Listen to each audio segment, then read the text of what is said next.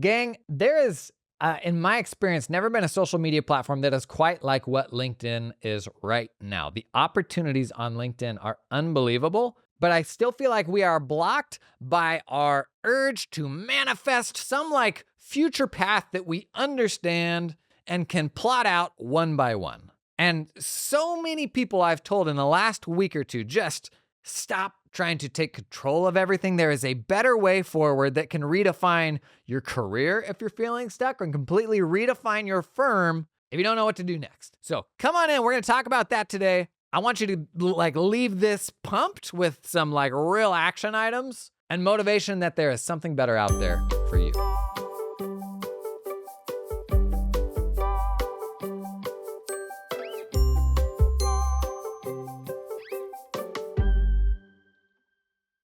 Things that I've heard in the last week. I'm in a golden handcuff situation. I work for Big Four. I make really good money, but I don't see really a path up. I don't even know if I want to go up, but I'm not going to make more money doing anything else. Another story. I do such a weird niche thing. I could never find another job like I have now, so I'm never going to be able to go out and find another opportunity, and I can't go backwards and start doing bookkeeping or tax or VCFO work or something because it's not as valuable as the stuff I do today. Third one, and this is probably the most common. A lot of these are from big firm people too, but there's going to be all sorts of examples of this.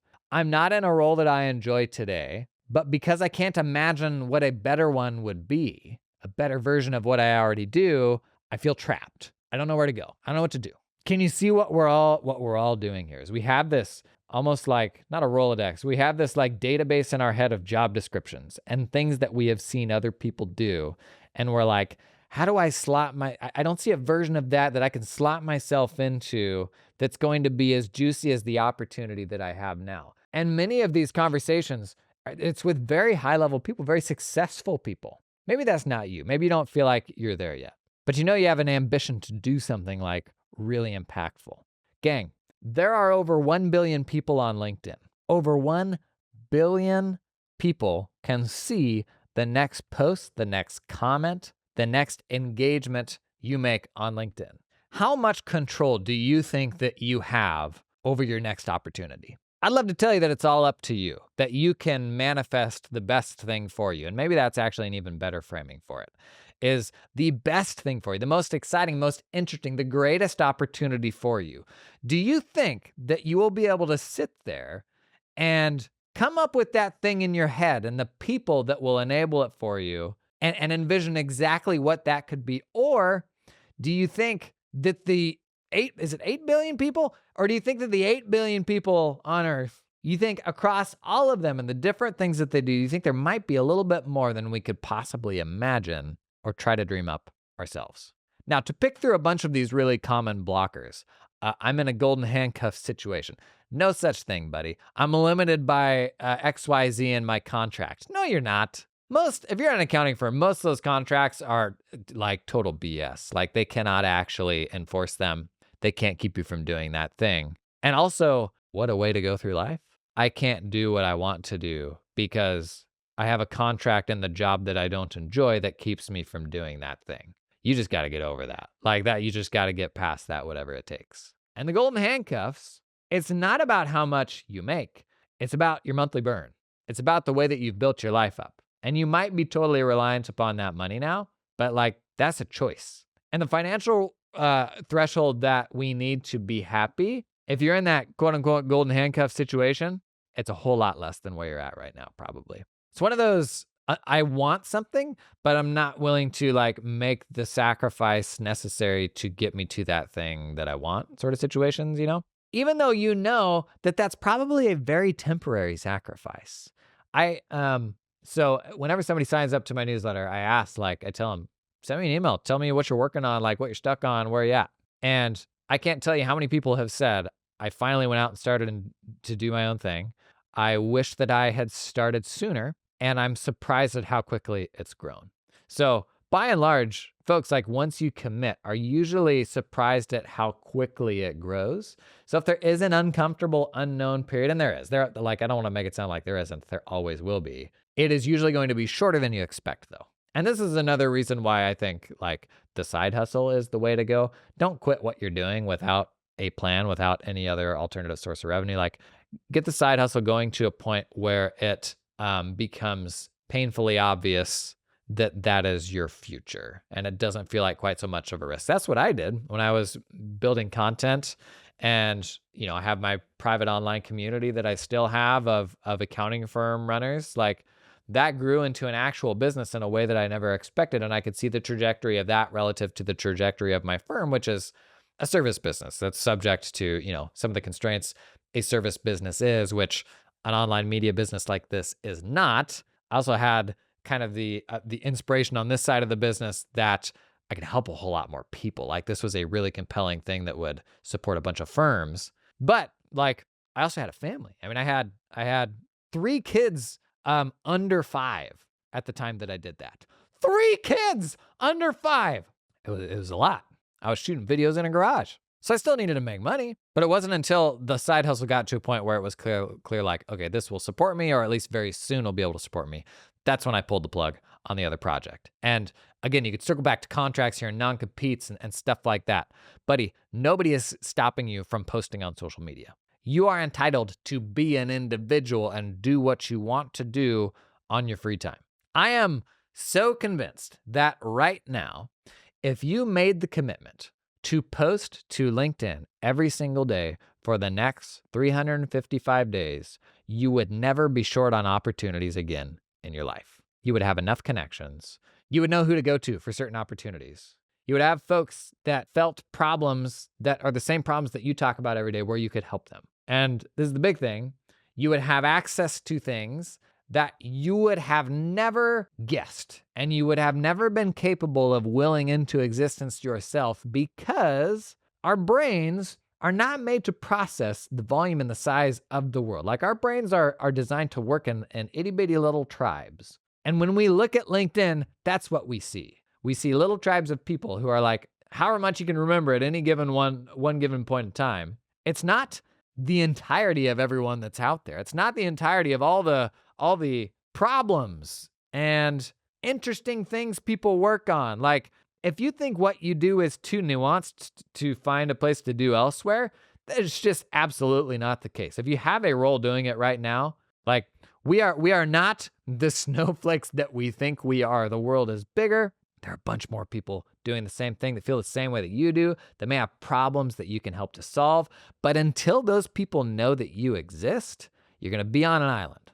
And the whole value of being on LinkedIn every single day right now is simply visibility, is simply showing people that you exist, talking about a specific thing, which will serve to attract other people that work on the same thing and people that have problems that can be solved by that thing. It is honestly as simple as that. Now, some places where people get this stuff wrong, because if I told you right now, you would never want for work again, you would be unemployable because you have so much opportunity. If I told you you could do that in the next 365 days and you actually believe that, you'd absolutely go out and do that. I mean, this is better than a college education. This is better than any trade school, better than any specific thing that you could learn. You will have a network, you will have opportunities. And from there, gang, like, it compounds. Like, that genie never goes back in the bottle. And if you truly believe that, there would be nothing that you put ahead of that right now. But because we want to like manifest our own path and we're doing the ROI calculation, that's a really hard thing to commit to, right?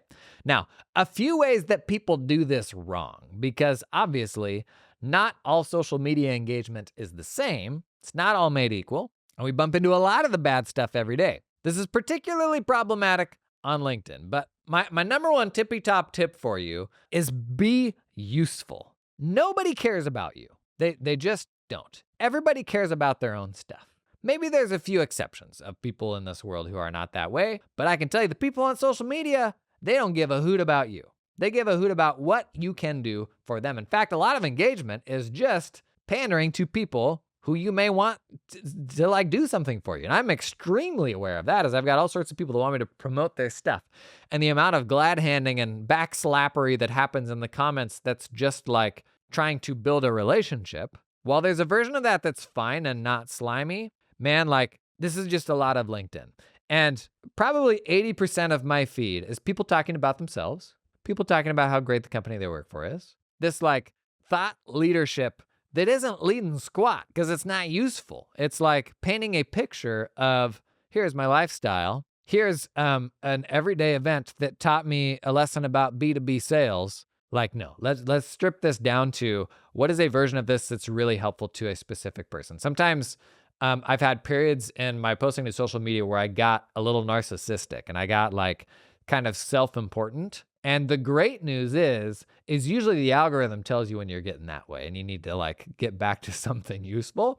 And that makes you stop and be like, why nothing's getting any engagement? It's because you're making it about yourself. And at the end of the day, like everybody's concerned with what you can do for them. And that's about it. So be ruthlessly useful. I don't know. Sometimes I don't go like far enough with the folks who are really into my stuff and want more and want to go deeper. And the reason is because I have that like just laser focus on, I just need to be extremely useful. So maybe there's a point where like you have to create that space for other people that just like want to hang or want to go deeper or something like that. But first and foremost, I think the thing most people get wrong is they're just creating noise, not being useful.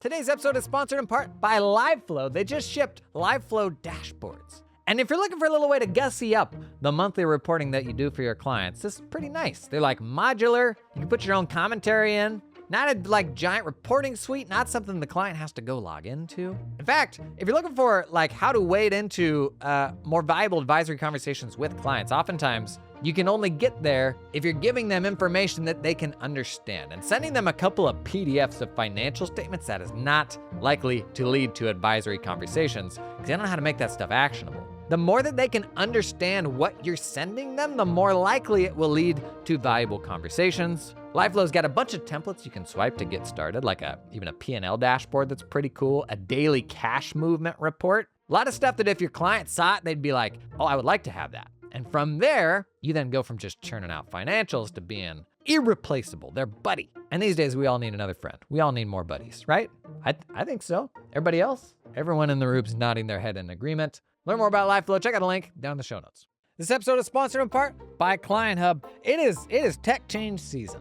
When you gotta make those hard decisions, and a practice management system decision, oh, that's just about the most stressful tech call you can make. But let me simplify it for you. Comes down to the 4 C's: capabilities, client experience, clarity, and community. When it comes to capabilities, there's a lot of PMs with all sorts of capabilities. They do all the things. But Client Hub, it sets itself apart with 2 things specifically. It's built to support CAS/bookkeeping work with QuickBooks and Xero integrations. And they're investing in AI with magic email replies, magic workflow, and magic answers. It's a lot of sorcery. Tell you what I appreciate about Client Hub, they're like, we're for bookkeeping firms. A lot of PMs are like, we're for everyone. We can do everything great. And you're like, really though? Tax, audit firms, go away. Skip this ad. But if you're doing books, if you're doing advising stuff, Client Hub might be for you. Check out that linky link right down in the show notes. Number 2, engage where the conversation is happening, the conversation that you're interested in. For every post of my own that I make, I'm posting somewhere else 20 times on other people's posts,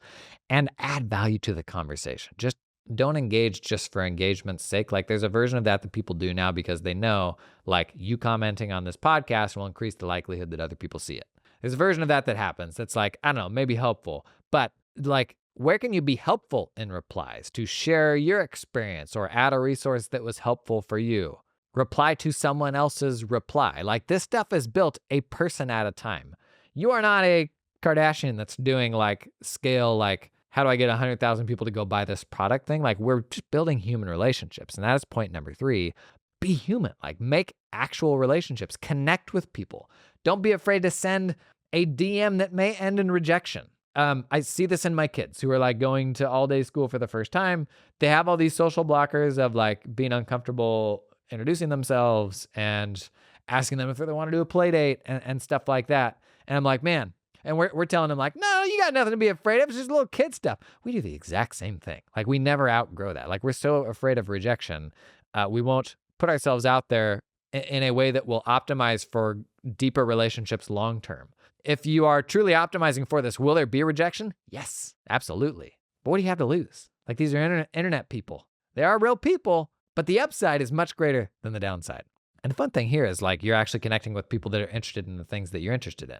Hopefully, if you are going out and having these conversations online every day, it's actually something that you're passionate about and interested in. It's not, here's what I think a cool business will be, because you'll find there like that feels like work, whereas the version of this that doesn't feel like work is the only one that you can truly commit to and actually stick with.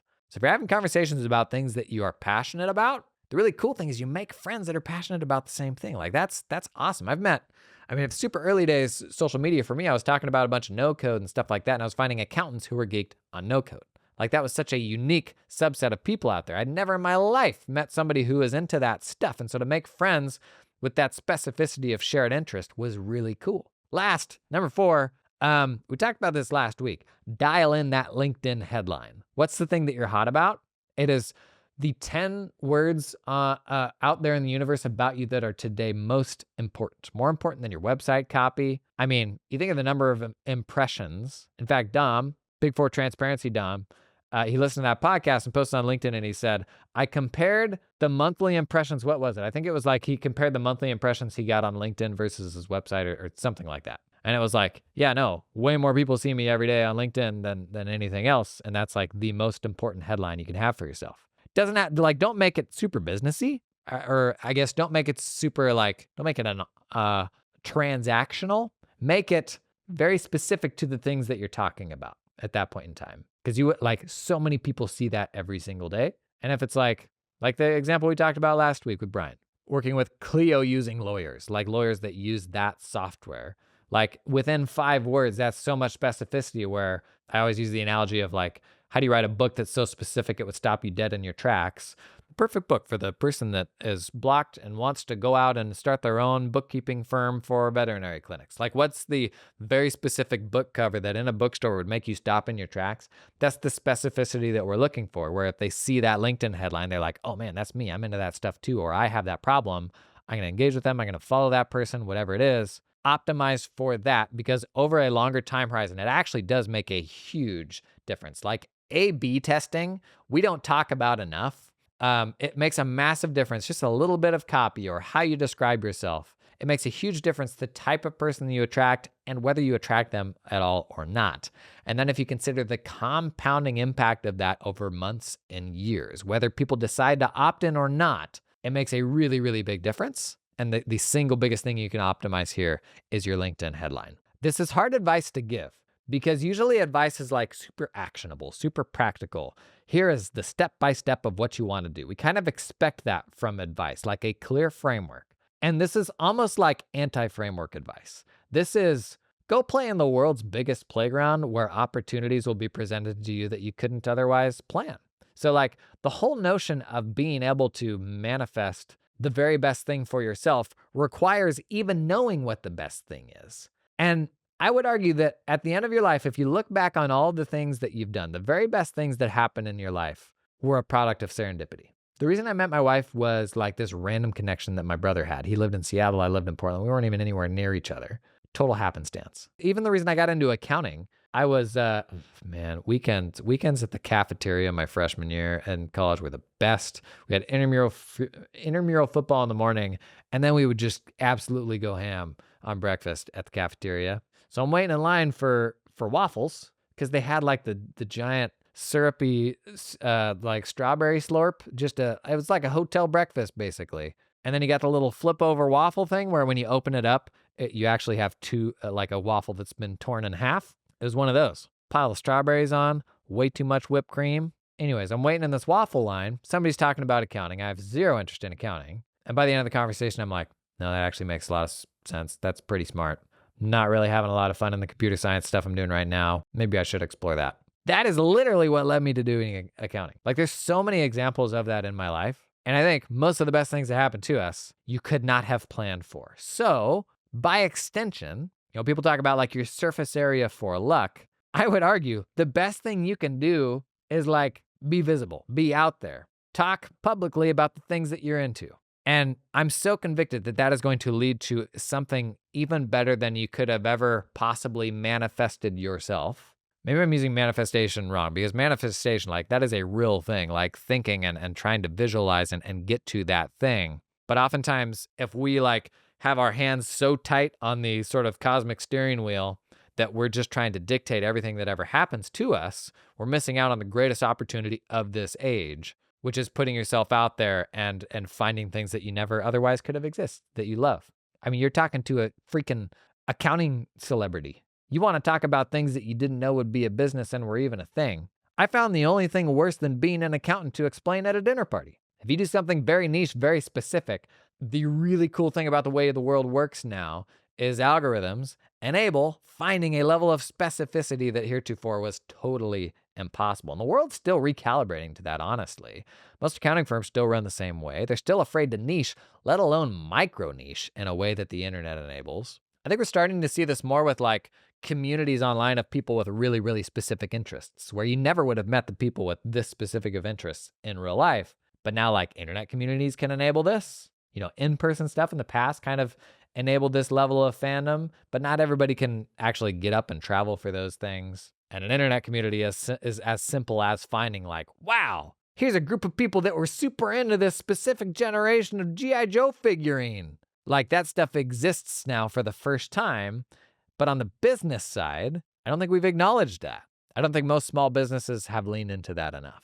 Anyways, if you're feeling stuck, if you want to like enable that serendipity, man, like it is as simple as making a habit of being out there. Like I would challenge you, like take this seriously. I am 100% convicted that if you go out, you post on LinkedIn every day for the next 365 days, you be a good human, be helpful, be useful. You don't do it to chuck up a post and then walk away and then look back a week later and say, how many impressions did I get? That's not what it is. It's like building human relationships. Turn up and do that for a year. You will never again for the rest of your life be short on options of what to do. It's still going to be up to you to be happy and make hard decisions about what to stop doing, what to start doing. But boy, would I trade that abundance of opportunity and options for the limited little things that I see. How do I start a bookkeeping firm, a tax firm? What are the people in my personal network right now? Like that is just such a vastly bigger world of opportunity than the one that we will live in if we don't do that. Okay? Do it, man. If you're going to do it, drop a comment down below. Maybe we'll like get out the 1-year anniversary cake on Jason on Firms, close one, almost said it, on Jason on Firms episode 960, whatever it would be. It's totally changed my life, obviously. And I think people see me now and like the production value and all that stuff. And they're like, well, I can see why it works for him. But that wasn't me. That was never me in the beginning. The best time to start was yesterday. The second best time to start is today. Thanks for coming and hanging. I'll see you in the next one.